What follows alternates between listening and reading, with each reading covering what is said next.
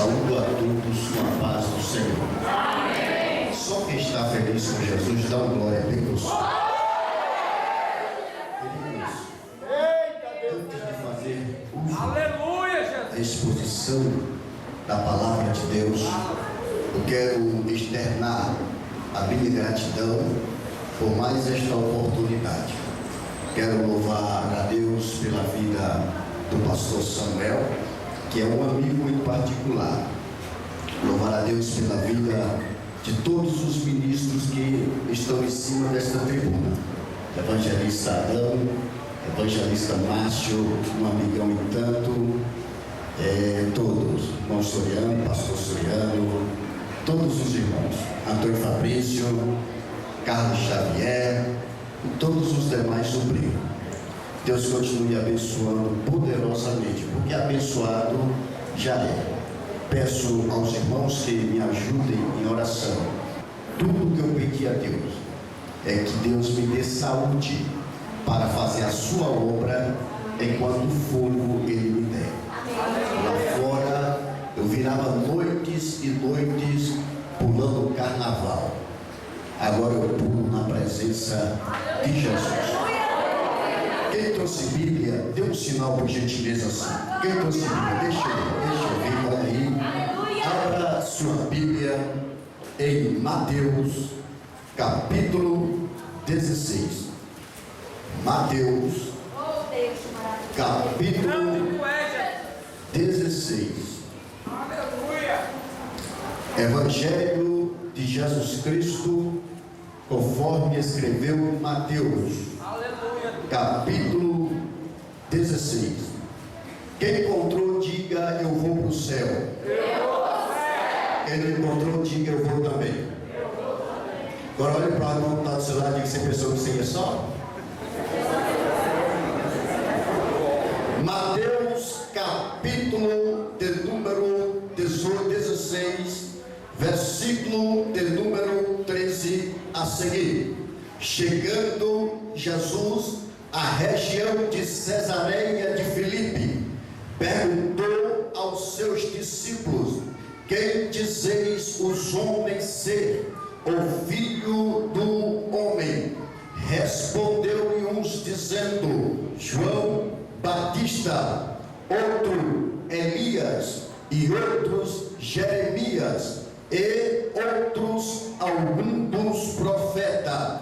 Perguntou-lhes ele: e vós, quem dizeis que eu sou? Simão Pedro respondeu: tu és o Cristo, o Filho do Deus vivo. Respondeu-lhe Jesus: bem-aventurado és tu, Simão, filho de Jonas, pois não foi a carne e o sangue que te revelou, mas meu Pai que está no céu. Versículo 18. E também eu te digo que tu és Pedro, e sobre esta pedra edificarei a minha igreja, e as portas do inferno não prevalecerão contra ela. Segura mais um pouco. Mateus capítulo 21. Mateus capítulo 21, versículo de número 44. Mateus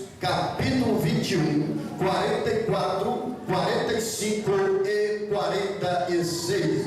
Aquele que cair sobre esta pedra se despedaçará.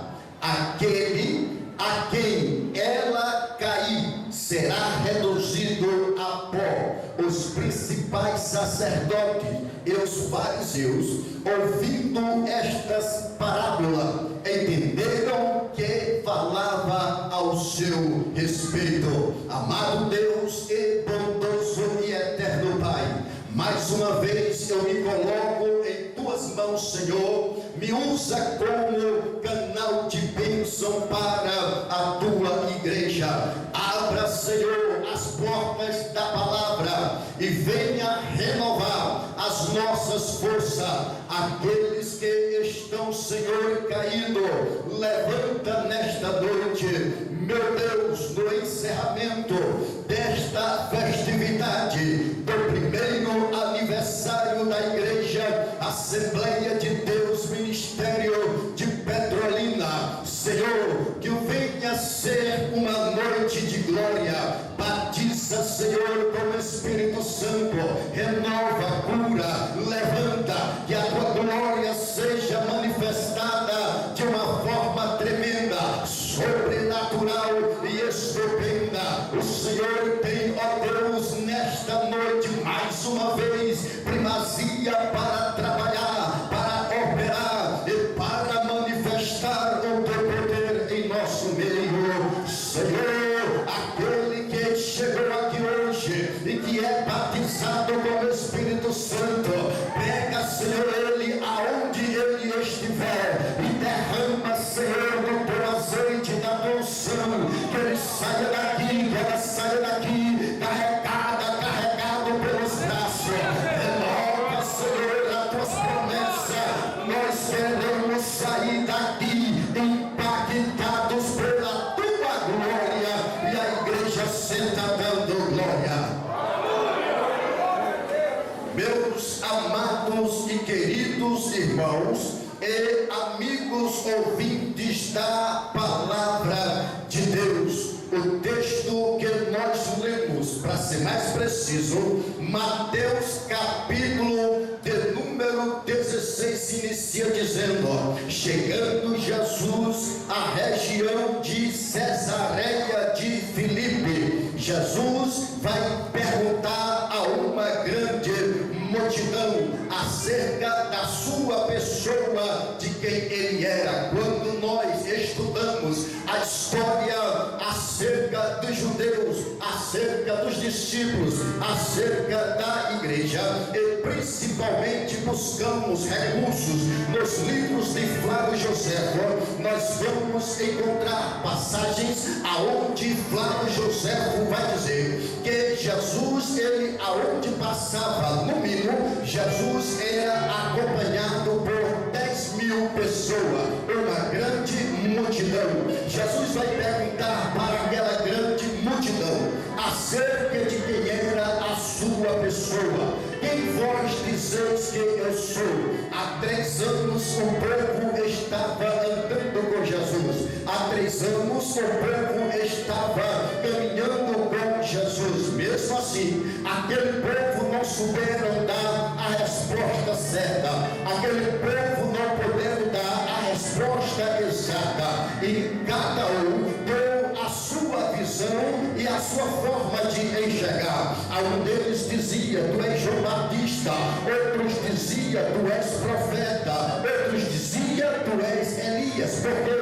Porque os judeus aguardavam Elias. Sim, a Bíblia diz que Jesus agora olha para os discípulos e pergunta: e vós, quem dizeis que eu sou? Conjecture comigo. Eu acredito que naquele momento houve um grande silêncio no meio da multidão.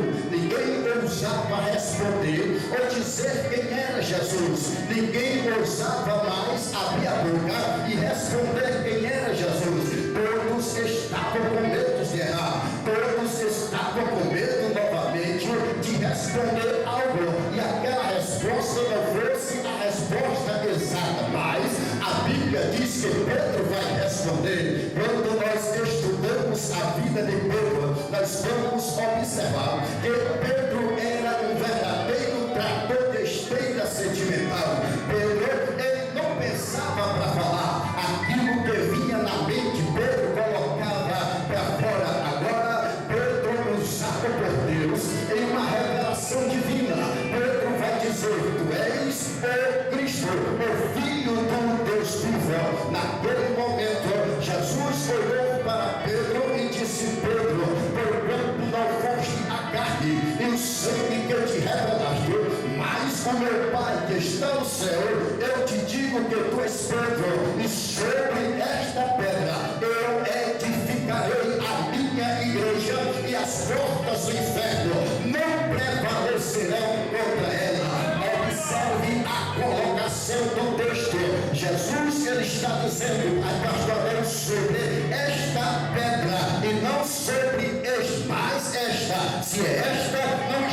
se tratando acerca de Pedro, ao longo da história dos anos, foi rompendo uma credibilidade, uma crença aonde Pedro seria a pedra fundamental. É bem verdade que muita gente coloca a sua fé em Pedro, depositam a sua fé em Pedro. Alguns até ousam a dizer que é Pedro que tem a chave do céu, que é Pedro que manda chuva, que é Pedro que abre o céu, que é Pedro que fecha o céu. Mas não é isso que, à luz das Escrituras, nós iremos aprender sobre esta pedra. Venha comigo, quando nós estudamos o grego, nós vamos observar que o nome Pedro no grego quer dizer Pedro. Pregador, o que é que quer dizer Pedro? Quer dizer fragmentos de rocha, pequenas rochas, grãos de areia. É isto que quer dizer.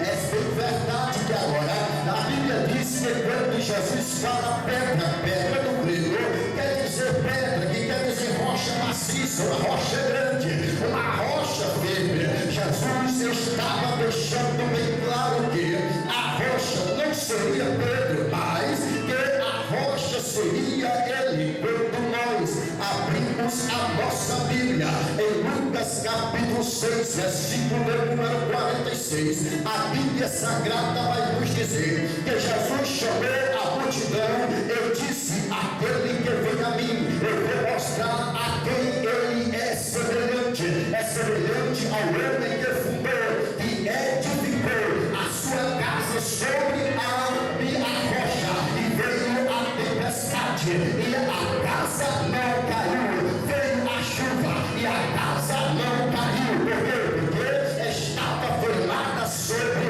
a rocha. Mais uma vez, a Bíblia está nos provando que a rocha era Jesus. Quando nós lemos ainda Romanos capítulo 9, 33, Jesus é a rocha. Atos capítulo 4, versículo 11, Jesus é a rocha. Mateus capítulo 21, 42, Jesus é a rocha.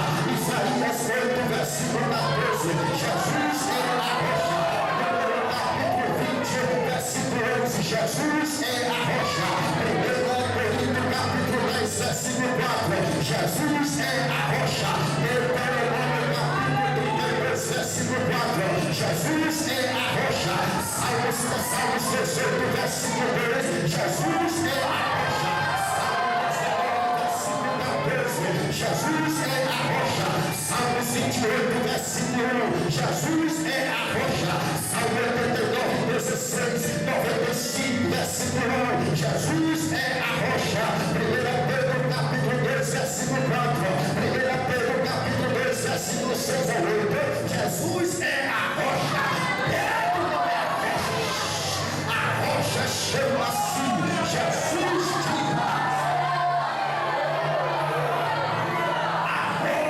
chama-se Jesus.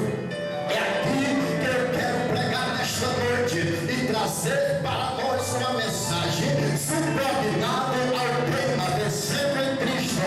Diga comigo, vencendo em Cristo. Eu não ouvi, diga mais alto, vencendo em Cristo. Vencendo em Jesus Cristo.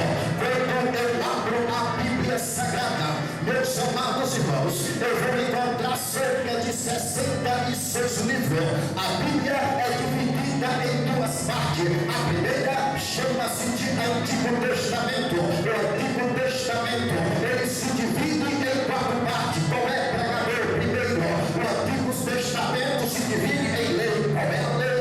É os 5 livros do Pentateuco. Quais são os 5 livros? Gênesis, Êxodo, Levítico,